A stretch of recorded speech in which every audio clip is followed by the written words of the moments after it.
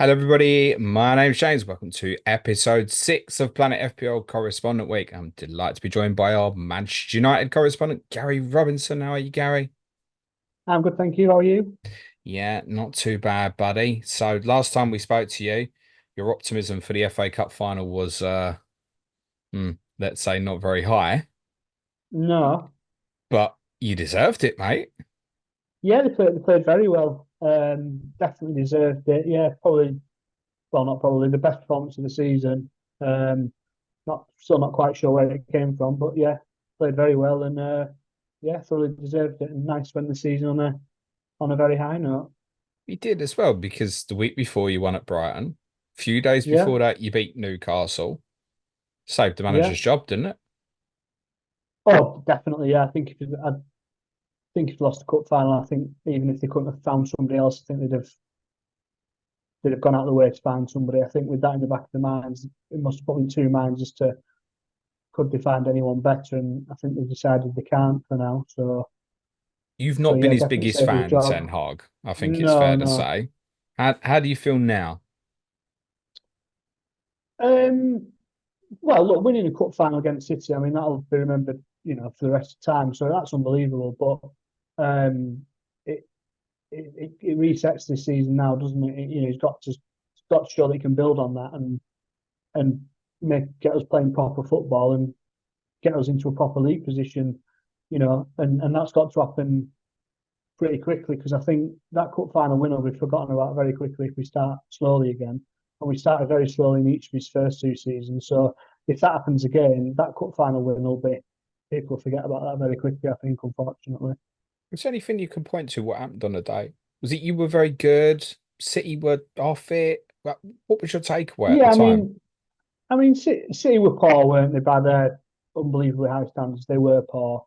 Um, but it was almost going back to the Solskjaer era, wasn't it? Where we, the counter-attacking goals and sitting in and Martinez and Varane playing is always if we'd have had them playing all last season, God knows where we might have had a better season. Um, so it just all fell into place, didn't it? Rashford and Garnacho both played well. Højlund played well. Mainoo was unbelievable. So once all the big players play well, and you've got two proper centre halves there, it does make all the difference. And we didn't have that for most last season, and that's not all on Ten Hag, but um, equally, he's got to prove that when he has got everyone fit, if he can ever get everyone fit, that he can build a proper team. And yeah, I mean, it doesn't look like he's going to get a chance to do that at the start of this season either, unfortunately for him. Mm. So yeah, And we'll cover some of them injuries in a moment. What's Ten Hag got to do this season? What will, if we fast forward 9 months, what will United fans be happy with at the end of this coming season to be happy to still go with Ten Hag into the next season? I think he's got to show that he can create a proper team that's got a real way of playing week in, week out, no matter who we're playing and no matter who's injured and that kind of thing. And obviously try and progress us higher than eighth in the league. And if you can do that, and even if we finish outside of a top spot, then I think the fans would be on board with that. If you could see that he's going to be the man who can eventually take us to a league title again, which sounds laughable at the minute, but any Man United manager, that's got to be their aim, that they get us back in a position where we're at least competing for that and have an actual title challenge. And he hasn't shown that in his spell. Even in his first season, we eventually got ourselves up to third. With a run towards the end of the season, we were always out of it earlier on in the season. So and even with the City win, we have these big results and we play really well, but we don't play well in a what you would call a sustainable way. We have a big result and we play well, but it's because we play well for that. It's horses for courses all the time. And that was similar to Solskjaer really, because he was the same. We'd have these unbelievable results against a City or in cup games and things like that, and have these unbelievable cup runs. But that isn't going to sustain you to play 38 league matches the same way and try and get you know I don't know 85, 90 points, 95 points, whatever the target might be. And I'm not saying Ten Hag's got to do that this season because it's now impossible for him to do that. But he's at least got to show that we're on that trajectory. Is And therefore the identity more important than the finish, as in the placing? um, yeah, as long as the finish isn't eighth again. If the identity comes and we end up being fifth, probably similar to how you felt last season, I would say, Yeah. James. You know that Tottenham fans at the minute probably think, yeah, fifth last season about par, but you probably all think if we keep playing football like this and obviously the things to sort out, you could see a way that you could get through, or maybe like Arsenal that feel and felt for the last two seasons under Arteta, where you think we don't the positions aren't great, but There's a chance. There's a chance that Arsenal could Yeah. get to 89, 90 points, and then they've proven that these last two seasons that with a bit of luck and maybe a bit of more experience and blah blah blah, they could and should have won a title in these last 2 years. And that's where Ten Hag's got to get himself to, that United can have a season like Arsenal did in these last two seasons. He's not got to win it. He's got to prove that he's on the track to getting us to be that winning team. Yeah, no, I think that's very fair. It's interesting that to go into a third year with a manager though, and not necessarily have a set expectation of got to get back in the Champions League. I completely understand what you're saying. Almost like Tottenham's a good barometer, I think, to look at and say, okay, I identify with how they play. We've said that Yeah, so many times with United, particularly over the last 12 months, that I don't know what Manchester United are trying to be. And I think a lot of that is mitigated by injuries, which you'd already alluded to, look like they're continuing into this season again already, right? yeah. I mean, I think as much we could all say, "Oh, let's get behind Ten Hag," and you know, new slate almost, and giving the benefit of winning the cup final and things like that. But he's already scuppered this season, and not through his fault this time. They've spent big money on a young centre half, broken his foot. They've not replaced Casemiro yet. Hoyland looks injured, so already the spine of your team, we're probably back to where we were in the doldrums of last season. You know, So Martinez Lenny Yoro might was be back. saying what's being reported, 3 months already? They're saying three. They're saying 3 months. Yeah. What a I way to mean, start. if you think, I know. Yeah. If you think of what we've seen with metatarsals before, which think of when they first became famous with Beckham and Rooney and things like that. They always seem to rush back from them as well, don't they? So yeah, I think we're talking 3 4 months, aren't we? We've not bought another centre half as it stands, so we're probably looking at Martinez and Maguire maybe. And Which Highland certainly not before the international break, I don't think. Probably looking at game week four no, best. precisely, yeah, and obviously he's still an unknown quantity in many respects because I think he had a decent season last season, but he's still learning. I So heard he was but playing then very that well against Arsenal though, when he got the yeah, it injury. was yeah he scored a good goal, and obviously you can't really judge pre-season friendlies too much, but um, the way he bullied and used his pace, and it was a goal that we didn't see him score very often for United in terms of it was launched over the top for him to run onto in the kind of way that we see, proper centre forward score a goal. He didn't really get many like that last season, so that looked quite promising that was in his armoury. But yeah, if he's out for the first month or so, I don't really know where that leaves us, given the numbers up front we've got, or the lack of numbers. Yeah, we'll come on to some of those solutions. I went to ask you specifically about Lisandro Martinez's importance to the team Yeah, because I think that was my big takeaway from the FA Cup final was the difference of you defensively with specifically him in the team. I know Varane helps with that as well, but I know he came back a couple of times. Like played one game, then was injured again. I think it was West Ham at home. You won 3-0, yeah. and he got injured again. How specifically important is he? I mean, has he almost become your most important player? He's certainly up there. Yeah, I mean the results are better when he plays. I think I think there's two bits to it. I mean, I think the obvious tactical side of it is obviously he's a proper defender, but on top of that, it's the way he uses the ball. He can, and I know people are quite a fan of Maguire on the ball. I think he's slow on the ball, Maguire. I think he's accurate, but I don't think he fizzes it through midfield quick enough. Whereas Martinez likes to, really punch it through.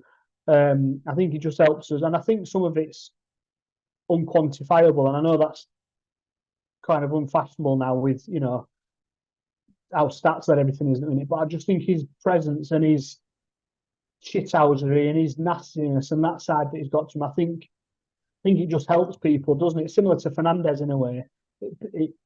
People. I think other people in the team feel inspired by him or whatever. I think they feel a bit safer when he's there. I think it's just an all-round general feeling or whatever the phrase is. And that coupled with his actual ability on the ball and defensively, really does help us. And you can just look at the results last season. I think he played in the game we got beat at White Hart Lane, but I think other than that, I'm not sure we lost many matches with him in the team.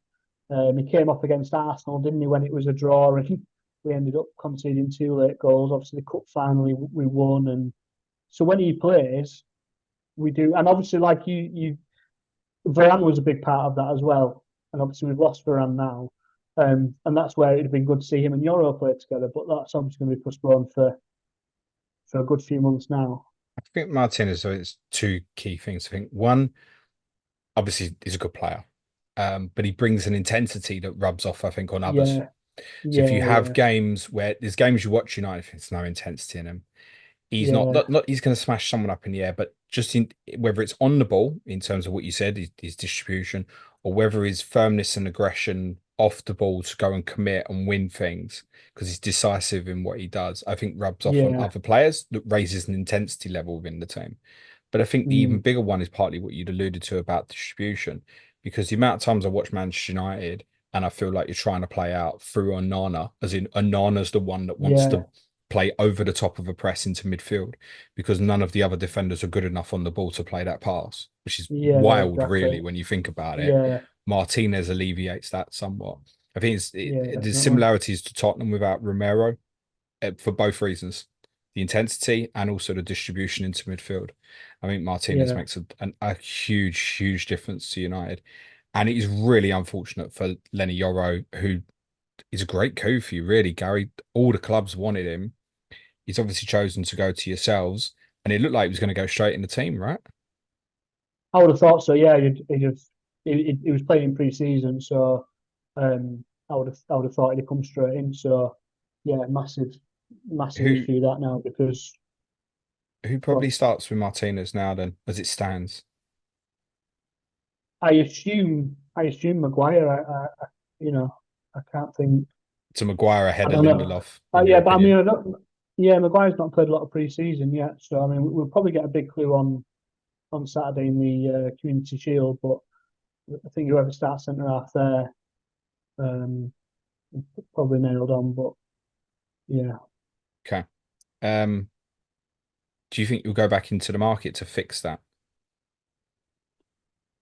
Well, I mean, we've been linked with Dalot and Branthwaite anyway, hadn't we? But I think we'd have to sell first, wouldn't we? We'd have Do to you get rid think? of. I mean, time recording it, Yeah, I it's think Monday so. afternoon. It sounds like you're still pushing for Dalot and Matsuraoui from Mm, Bayern. Matsuraoui can cover at fullback on either side. Um, I don't know if the Dalot thing's being pushed through because of the Euro injury. yeah, I mean, part of me hopes that we wanted to do that either way. I hope we're not just buying him just because Yoro's injured. Because Delit's his career's stalled, hasn't it? Stalled is a good word. Somewhat.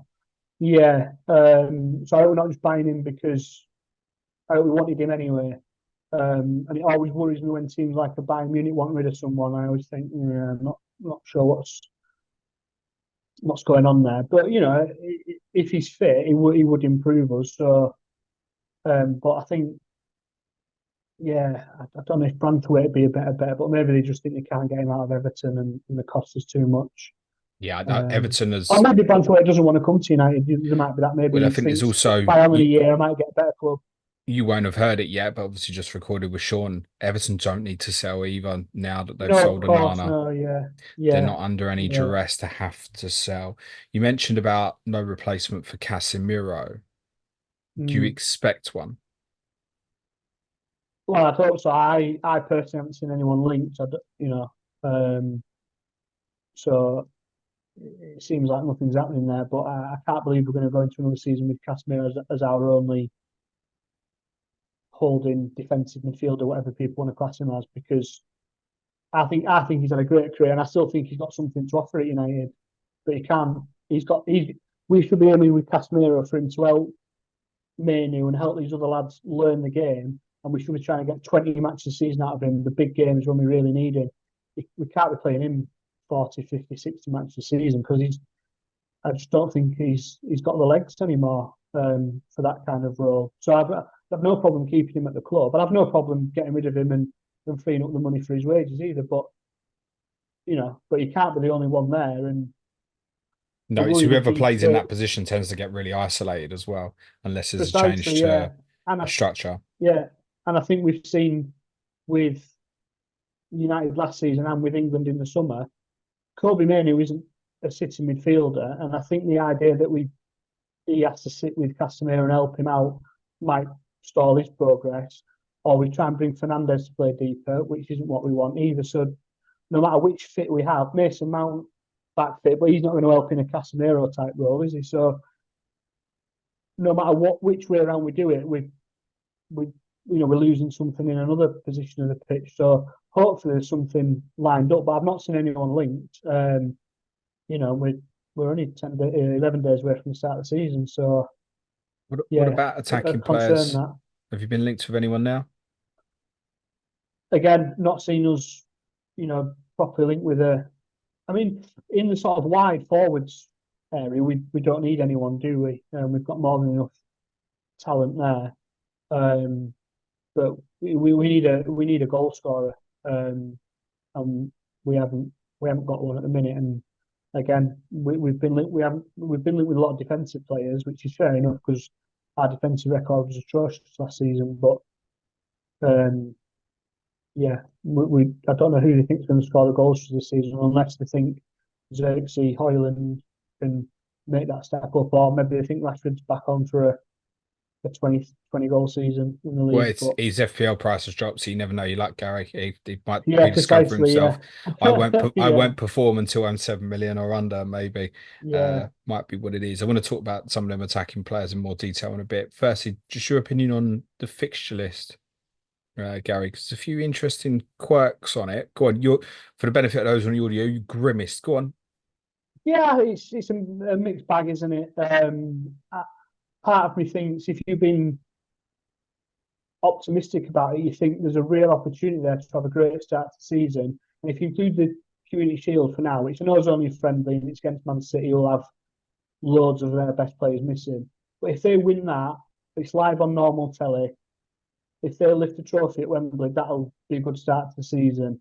Then you roll into Fulham and Brighton, sort of two fellow sort of mid-table upper, European teams from last season. They're both winnable matches. Then you roll into Liverpool, and we've actually got a decent record against Liverpool at Old Trafford in these last few years. Apart from that 5-0 mauling that Ollie got, I don't think they've. I think that's their only win there in the Oh, last the decade or three so. games under Ten Hag, obviously the two classics last year, the cup quarter final and then the 2-2. And obviously you beat him was Ten Hag's first win in his first Yeah, season. precisely. So good Yeah, records under Ten Hag yeah, against Liverpool.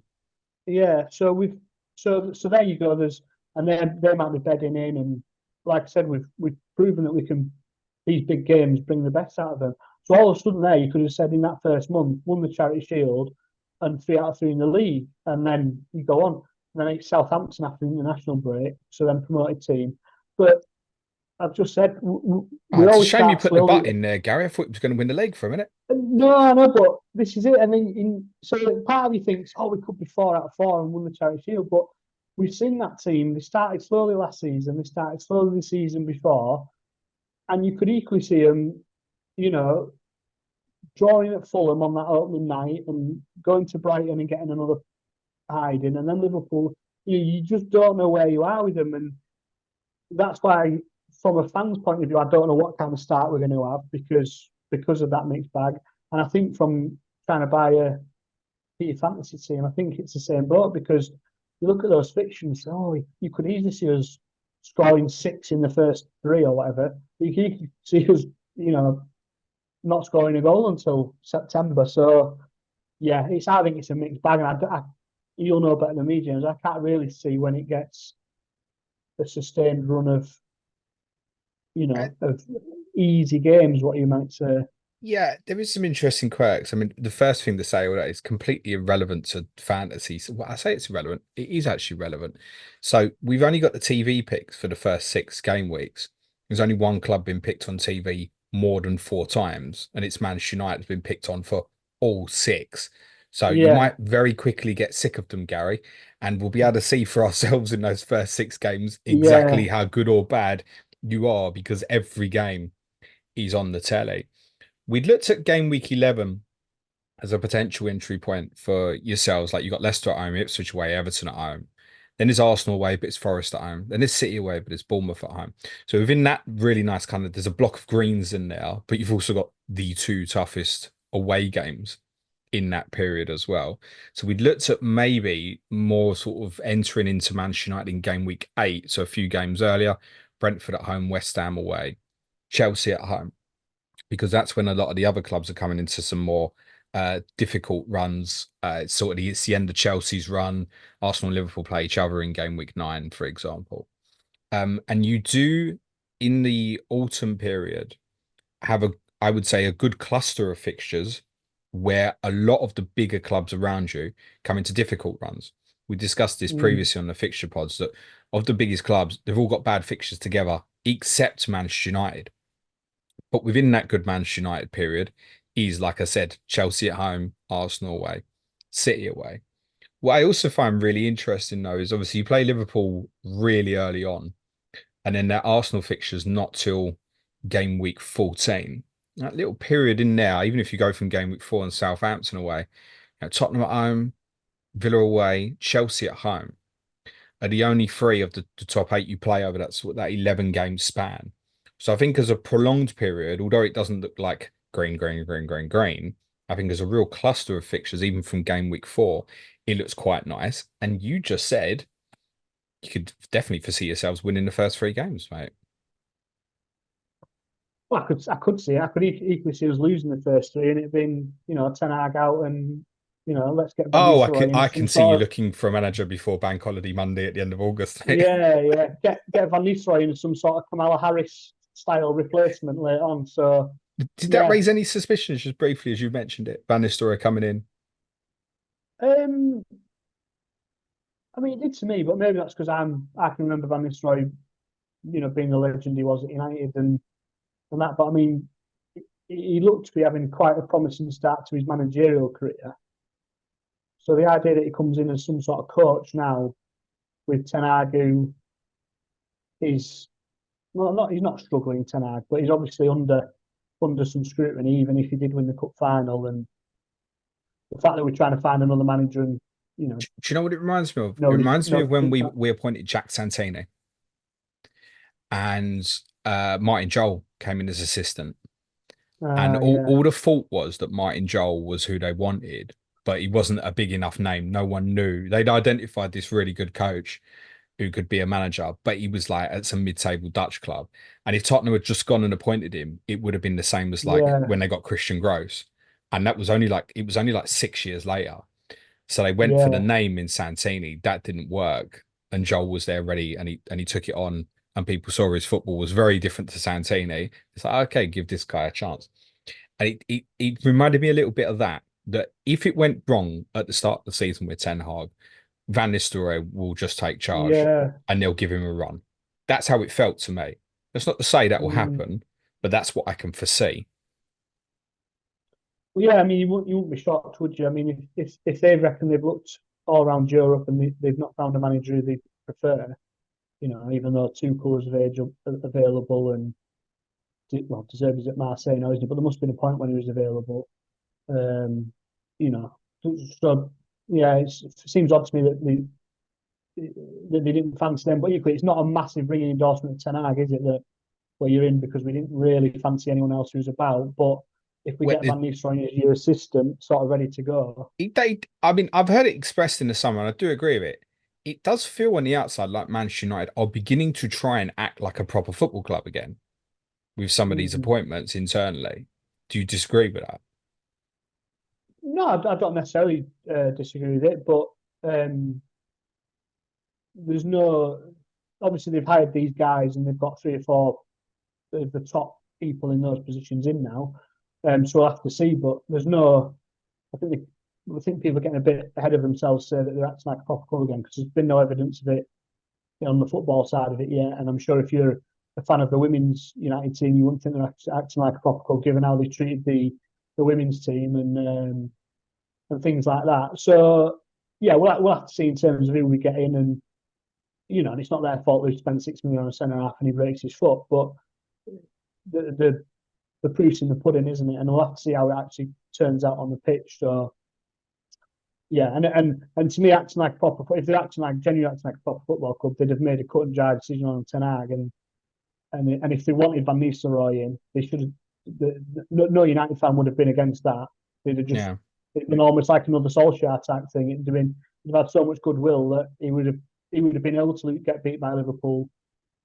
You know, but if Ten Hag loses two of the first three, well, I just don't know where we are as a club anymore because we'll have been through this 3 seasons in a row now, Yeah, it and I feels just like of don't know how much all the clubs, you can't have a bad start. Of all the clubs, it we feels can't. like. Yeah, we can't. And listen, I'm sure City and Arsenal probably feel they can't lose two of first three because the ground they'll be losing on each other's mad. But I think from that perspective, i.e., manager, Manchester United cannot have a bad start despite the good, promising end to last season. Mm. Let's talk a few FPL assets. I know you love talking Manchester United defensive players, Gary, for FPL. At least you're not a side that gives up 20 to 30 shots every bloody game.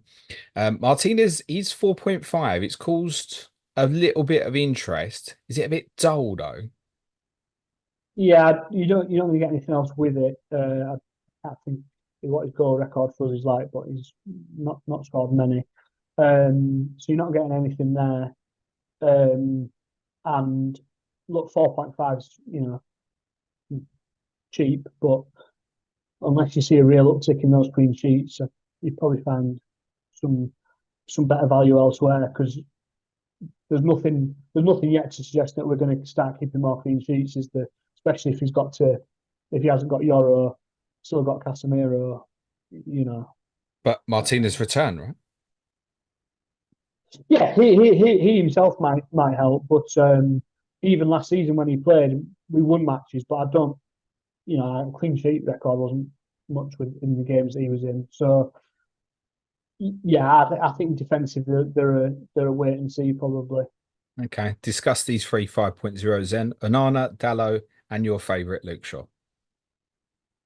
So Onana, I wouldn't mind Onana because you're probably going to get some save points kicking about, and at 5 million, he's a decent price. The only thing that put me off him is I think Pope's 5, and I think Pickford's 5, and probably prefer those two because they're just a bit more stable, clean sheet records, aren't they? I know Newcastle struggled at times last season, but you'd expect them to probably have more clean sheets than United, and Pickford under Sean Dyche as But I well. think for Newcastle, Pope's absence was obviously a big reason for that. Yeah, of course, yeah. So yeah, I think they'd be more stable route into clean sheets, wouldn't they? And look, save points are fine, but they only take you so far, don't they? But I wouldn't mind Onana, especially if you can pick and choose when you need him.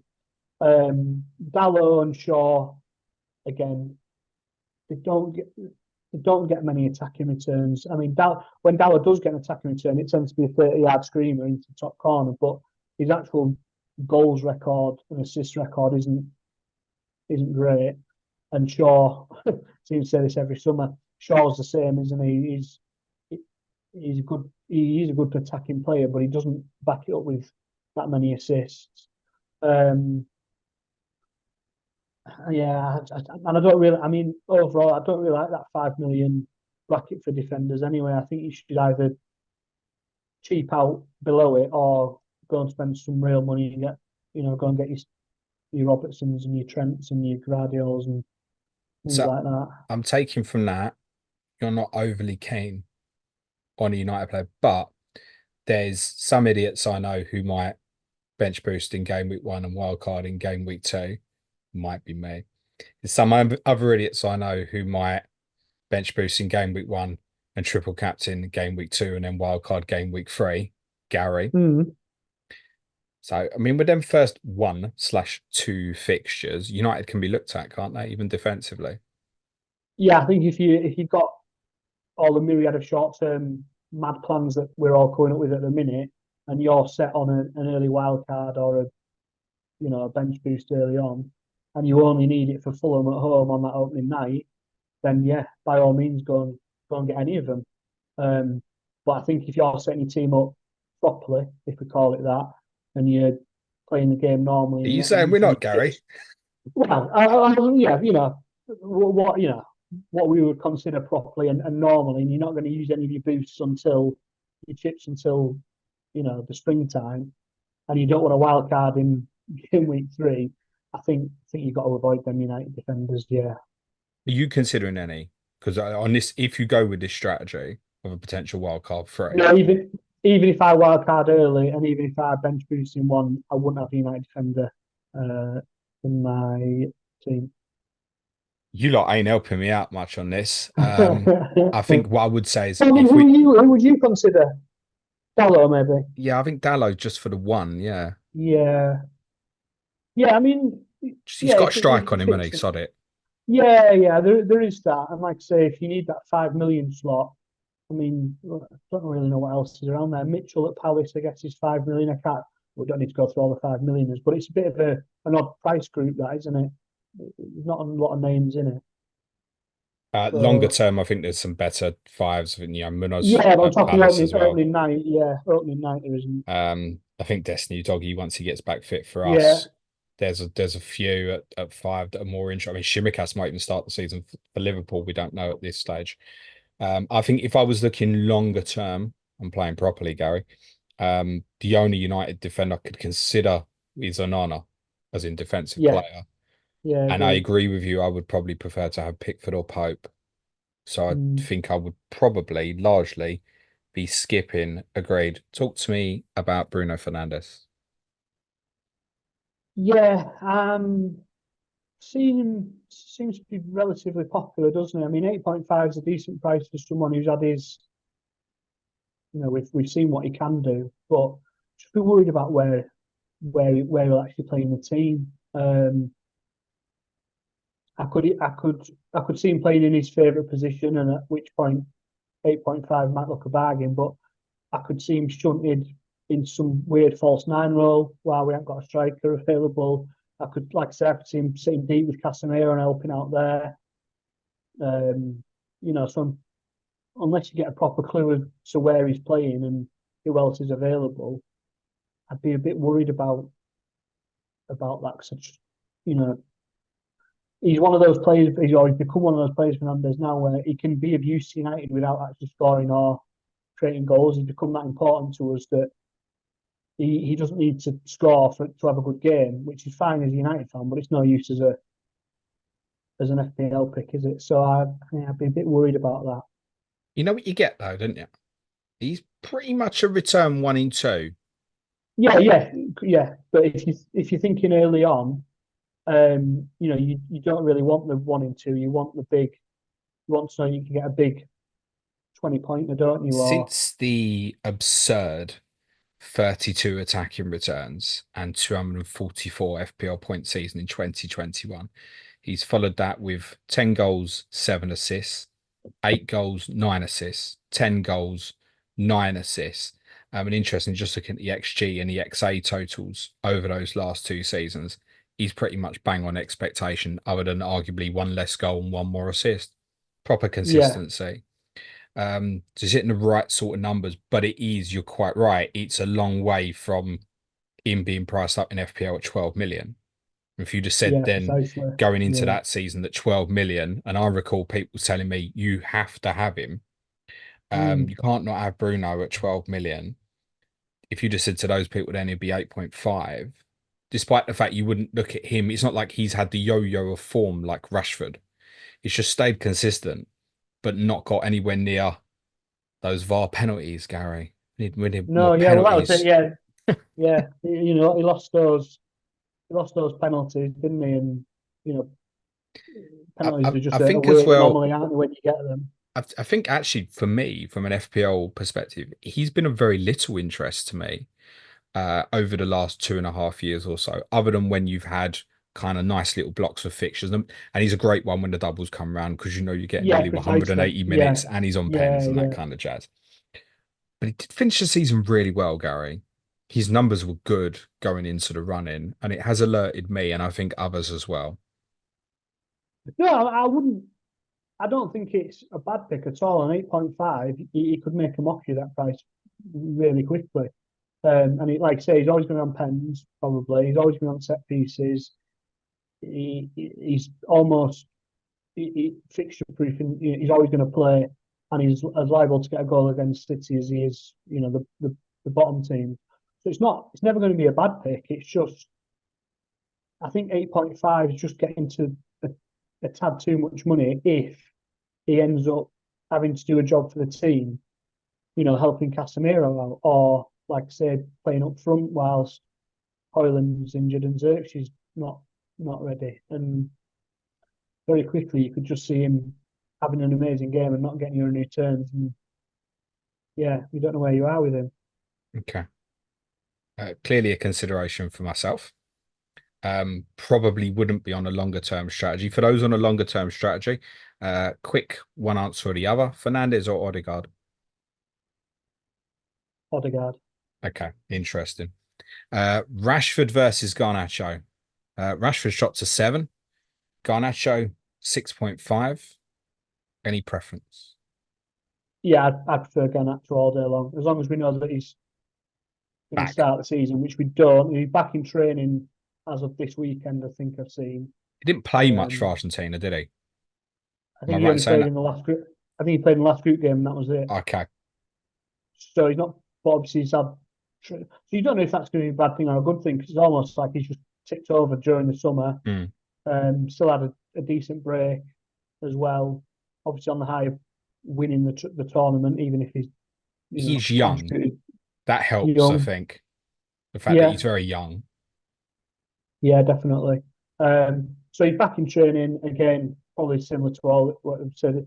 You'll get a massive clue on Saturday as to where he is, because if he starts on Saturday in the Charity Shield against City, then he's probably going to start the league game. If he doesn't, because he's not played a minute of pre-season for United, so if he doesn't play on Saturday, He's probably a then sub against Fulham. I would have thought so. Yeah. Mm.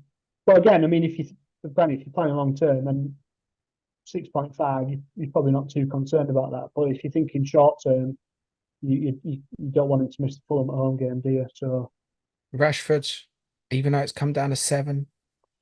it's just it's just so inconsistent. Has been throughout his whole career, and there's always mitigating factors offered to him. He's had some bad injuries. He's had done a lot of good work off the field, etc., etc. But all of that's almost irrelevant. I think he's just an inconsistent footballer, and he goes through runs where he looks unbelievable, and then he goes through runs where he looks dreadful. And he's almost the opposite of what I've just said about Fernandes. He's becoming a player that if he doesn't score or assist, he doesn't tend to offer a lot to the group really. Um, so look, he could be on the verge of a 30 goal season again. He could equally be on the verge of having another six in 50 season. So I think he's a wait and see. Again, if you short term in £7 million for midfielder against Fulham and Brighton, and then you're coming off him, there's going to be worse punts out there. But I think if you were planning longer term, you'd have to wait and see which Rashfords come back. Would, and we'll talk about a few other players in a second, but would your opinion on that change if, and the community showed on Saturday, if he starts through the middle up front? Well, I think he's a worse option through the middle up front. Okay. I don't know what I don't know what the stats are, but I mean he doesn't like playing there, um, No, he and it tends to feels look like isolated, doesn't he? He's almost yeah, better off against like a City where it might be some more spacing behind and stuff. precisely. Otherwise, he just, like you say, looks lost. And I think he likes coming from the left and being able to cut in and things like that. So yeah, we'll have to see. Garnacho, I said towards the end of the season when it was getting around the double period, and obviously was really cheap last season. And I said something that stuck with me once I said it was he's going to be about 6.5 at the start of next season, Mm, and we're all going to want him then. To wait, why would we be overlooking this at the price he is now? He's coming at 6.5. He doesn't quite feel like that, as in we all really want to go down. I think that's possibly because he's a little bit out of sight and out of mind at the moment. Plus the sheer volume of players at that 6.5 million price bracket. But it's only Nkunku who's got more ownership than him at the yeah, time of recording. So clearly there is interest there, and I think, yeah, should he start the Community Shield, I think that ownership might take a bit of a jump actually. But he isn't the Manchester United name I've been seeing in screen grabs of your team on our Slack, mate. It's Amad Diallo. Explain.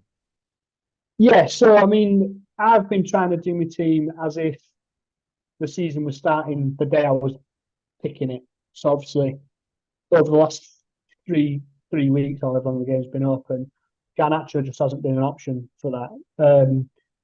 Diallo's played every friendly we've had. He started those last two league games last season. Um, he scored some good goals in pre-season. Ten Hag can't speak highly enough of him.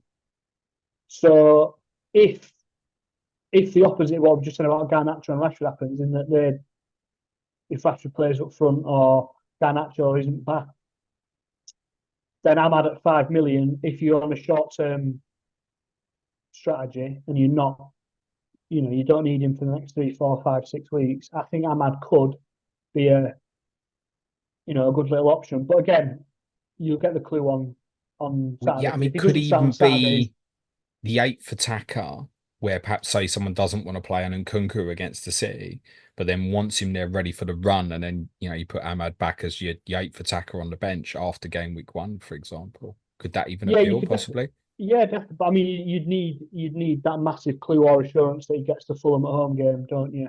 Because you, you probably don't want him after that. So yeah, I think it's all eyes on that front three on Saturday. Because if it's Rashford up top, Garnacho left, and Ahmad right, then I think you'd have to consider it. If Ahmad's just disappeared from the team already, despite Yeah. playing every game in pre-season, then I think you have to assume that he's not going to come back in for the league game. Yeah. I mean, he'd have to start the weekend Yeah, to be under yeah, consideration. There are a number of other United players who could play one of these attacking positions who may well be forgotten from your mind. There's Anthony, Mason Mount is fit, and Sancho's back as well, Gary. yeah. I mean, it sounds like they've made up. Sancho and Ten Hag have, kissed and made up. So that's good news, I think. But whether that actually translates into finding a position for him in the team, I don't know because Sancho's his United career has just stalled massively. I don't even know where his best position is for us. It's probably wide left, but Rashford's best position is there. Arguably, Garnacho's best position is wide left too. So I don't really know where Sancho fits in. So maybe they don't want to try and sell him, but don't know. Anthony, yeah, he'll never be a player. I don't really know why they've not looked for buyers yet. Mason Mount, I think I love Mason Mount as a player, but again, I don't really know why United bought him because they don't seem to know what they want to do with him. Um, so yeah, could be, they could got to be looking to sell some of them, at least one of them. I've also not mentioned one of your favourites. There we go. 5 million, Scott McTominay, the McSauce, Gary. Yeah. Goal scoring hero last year. Should we have an Hmm. eye on that at the weekend, or is he on his bike as well? I mean, if he goes to, is it Fulham or Palace or yeah, if he goes elsewhere, then yeah, he might be worth a shout at 5 million. But I don't Well, think he's playing he enough would, football. wouldn't he? I guess, Oh subject yeah, to where he definitely. Yeah. goes. If he went somewhere and they used him as a, I mean, I've seen some people saying that he might go to Fulham to replace Palini, and I just think, Then it's a no. have well, yeah, because yeah, well, he can't go there and replace Palini because their skill set's completely different. So I don't really know the logic in that. But if he went elsewhere and they used him in the same way that Ten Hag used him last season, playing him really high and absolving him of all other midfield responsibility, then he could really be Yeah, could I'm do thinking damage to like if someone. he ended But up, sorry to sell him to people, and some people might not want him, but I'm trying to visualize where that would be really interesting. And the one that came to mind actually was Bournemouth. If he ended up in yeah, that position at Bournemouth, would maybe be really interesting. Whether he'd want to go down there, I'm obviously not sure. But mm, we should definitely keep an eye on him at 5 million. And I yeah, guess we should also keep a little bit of an eye on Wan-Bissaka should he go to West Ham perhaps as well. But Gary's going to tell me he don't never get attacking returns either, so forget that one. One more player I want to ask you about is your new Dutch forward, Joshua Zirkzee. Um, mm. what are we making of him so far? Well, almost similar to what we thought of Hoyland last season. It's good that we've gone and found a young, dynamic, modern forward player. So that's a tick in the right box and could be interesting. His goal scoring record doesn't look anything to write home about yet. Whether that changes, I don't know. So yeah, could be interesting, but it could be another Hoyland where he fits and starts and sort of 15 goals and come back next year and see how he is. Yeah, a bit, could be exciting, but could be a bit worrying that his lack of goals becomes a noose around his neck, similar to what happened to Hoyland before Christmas last season. And he rectified that with that mad little run, sort of January, February time or whatever. Um, so yeah, wait and see. I mean, it's good that we're buying younger players. That's always a nice thing to see. But equally, you kind of like to see us buy someone who's guaranteed to come in and get you 30 goals, don't you? So, Yeah, I but I mean don't when he think was there's brought anyone in, out there doing that. yeah, when he was brought in, obviously weren't anticipating Hoyland getting injured. No, of course, yeah, So he might end up getting thrown straight in. You can tell us your opinion. Go on yeah. and predicted game week one team. Oh wow, Onana, Dalot, Maguire, Martinez, Shaw, Casemiro, Menu, Fernandes, Ahmad, Rashford, Garnacho. So you do think Rashford possibly through the middle? I just can't think what else we can do unless we put loads of faith in Zirkzee. I just can't think who But he's else not an can unknown, mate. He's in be. the full Dutch squad. No, I get that, but he's not played for the club, has he? And not played. He's not played again. He's not played a minute in pre-season yet. So I just think to throw him in would be a big call when you could just play Rashford there and I then know you you can said get Garnacho and you Ahmad. think Rashford's better off on the left, but that idea of Rashford in that position would massively appeal to people, mate. Oh, I think it would, but I think it'd be worth just having a look at his actual record there and how he actually looks there, and his own comments on the position. But I suppose again, if you only want it for that first week and then you're going to you're going to wild card or come off it, then yeah, you probably don't really care about that. Do you just want that one off hit against Fulham and hope? So yeah, but I just don't think he's as effective through the middle as people think No, he is. I'm really struggling to find game week one forwards here. I thought you were going to now throw me a Xerxes olive branch. Can't even find that. Well, I mean, What look, he might start on Saturday, and then you think, well, it well, that's changes the obviously where he's narrative. going, and then you go, well, I'll take that punt. Okay. What, if any, United players do you think you'll start with? Um, I can only I can only see me starting with Ahmad if I know that he's a cheap 5 million and he looks like he's going to start. I can't see me finding the money for anyone else. Maybe Garnacho, but yeah, I don't know.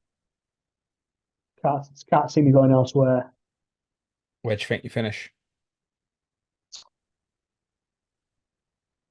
It's such a weird season this one, isn't it? Because I think there's 5 or 6 teams who could finish anywhere between third and 10th. I can't remember what I predicted for. I'd be surprised if we got back anywhere near the top four. Um, Well, of the top eight, I mean, yeah. technically you predicted seventh, but that's because you think Manchester City are going to get relegated, Oh which yeah, of is course. part Yeah. piss take, part serious. But if Manchester City were not deducted points because of 115 charges, essentially you're saying eighth. Yeah. Well, yeah. Yeah. That's probably about average. Where I think our ceiling could be. I think we could finish third. It's only a year ago since we did finish third, but equally I could see us, finishing ninth, tenth, and having another season like last season. So Neil eight seems Grover, about you'll right. be delighted to know, despite being at Old Trafford, I believe, and seeing his team demolish you 3-0 in December, has predicted you to finish third. There you are then. So How many correspondents do you think predicted you to finish fourth? exactly fourth or in the top four. So what do you mean? Exactly Sorry. fourth. Uh, three. Correct.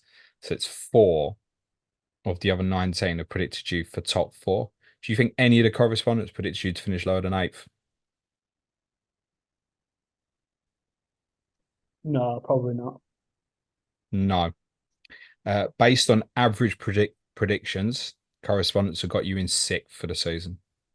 Yeah, that's about it, isn't it? We could be any of those. Neil could be right, No, or I I could be. absolutely. I think of if we take City and Arsenal out, the other six teams of the top eight, I feel like any of them could finish third, and any of them could Yeah, finish definitely. eighth. Yeah, And you yeah, might get like a West Ham or someone like that pushes into like sixth, seventh, or something. But yeah, I feel like yeah, any of those other six could end up finishing third. That does include yourselves. yeah, definitely. We don't need a lot. We only need a bit of, we only need Villa to struggle with the Champions League, and Tottenham to stay where they were, and Rashford to have another 30 goal season, or Zirkzee comes good or whatever, and before you know it, you're in the mix, don't you? But yeah, I think law of averages would tell you that we won't get in the top four. Good stuff. Gary, anything you want to plug either for yourself or any Man United content before we finish? No, not at all. Thank you. Thank you, mate. I heard you mention Tottenham a minute ago, so we need to get on that metro back to Manchester Piccadilly, get the Avanti West Coast if it's actually ever running down south to Euston, get on the Victoria line to Seven Sisters, two stops to White Hart Lane to the home of the mighty Spurs. Ricky Saunders is next up on Correspondent Week, talking about my beloved Tottenham Hotspur. Gary, thank you very much. Good luck for the season, my friend. Cue music, please, man child.